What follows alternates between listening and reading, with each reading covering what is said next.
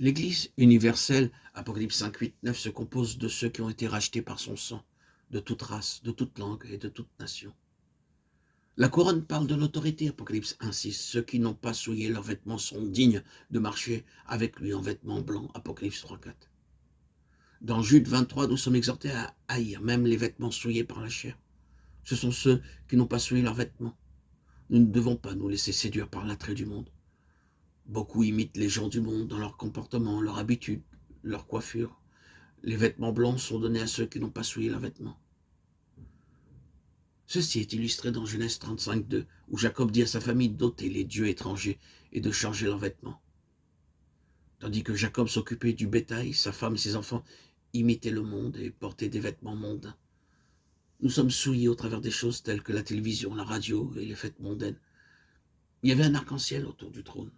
Une question se pose, comment nous, faibles êtres humains, aussi limités, pouvons-nous parvenir au trône?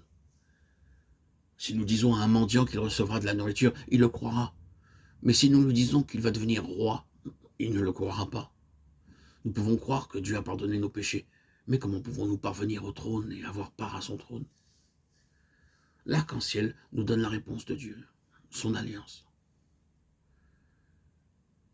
Dieu avait promis le pays à Abraham en dépit de l'obstination, la dureté et la rébellion d'Israël. Il les ramena dans le pays de la promesse de 84 pays. Il en sera de même de son alliance avec nous. Il y avait des éclairs, du tonnerre et des voix qui sortaient du trône, Apocalypse 4, 15. Ceci parle des jugements. Nous participerons avec le Seigneur Jésus-Christ au jugement à venir. Les vainqueurs jugeront, 1 Corinthiens 6, 3. Les sept esprits de Dieu parlent de la plénitude du Saint-Esprit, Apocalypse 4, 5. La mer de cristal parle de la multitude du peuple de Dieu, Apocalypse 4, 6. Les 4 êtres vivants et les 24 vieillards font aussi partie de l'Église. Dans Apocalypse 5, 8, ils se prosternent ensemble et chantent « Tu nous as rachetés pour Dieu par ton sang ». Par le sacrifice du Seigneur Jésus-Christ, le péché a été enlevé pour toujours. Hébreux 10, 12, 17. Ces lois seront écrites dans nos cœurs, Ésaïe 43, 25. Même illettré, un homme peut recevoir de Dieu la connaissance des choses divines en dépit de ses limitations humaines.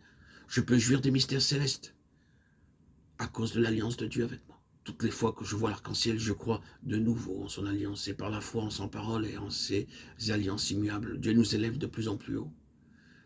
Les 7 couleurs dans l'arc-en-ciel représentent symboliquement les 7 alliances.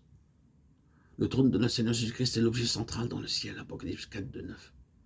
Celui qui est assis dessus, Apocalypse 5, 7, avait l'apparence d'une pierre de jaspe et de sardoine, Apocalypse 4, 3. Absolument transparente, sans défaut, parfaite, en pureté et en sainteté. Et il veut que nous soyons participants de cette sainteté. Hébreux 12, 10. Apocalypse 21, 7 promet que le vainqueur héritera toutes choses. Le but de Dieu en nous aidant à vaincre est de nous qualifier pour hériter toutes choses, de jouir pleinement de ce que Dieu a en réserve pour nous dans la nouvelle création. Les chapitres 4 et 5 de l'Apocalypse révèlent la gloire du Seigneur Jésus-Christ dans l'Église céleste, quand l'Église sera rendue parfaite. Monte ici, dit la voix, afin que Dieu puisse révéler à Jean les choses qui doivent arriver plus tard. La parfaite Église céleste, ce que nous verrons, ce que nous serons, quelle sera notre position, ce qui arrivera à la fin des temps et dans la vie à venir. Pour comprendre ces mystères célestes, nous devons apprendre à marcher par l'Esprit. Apocalypse 4, 2. Ceux qui marchent uniquement sur des bases terrestres les trouvent difficiles à comprendre, car il n'est pas possible de saisir ces mystères par la compréhension intellectuelle. Galates 5, 25.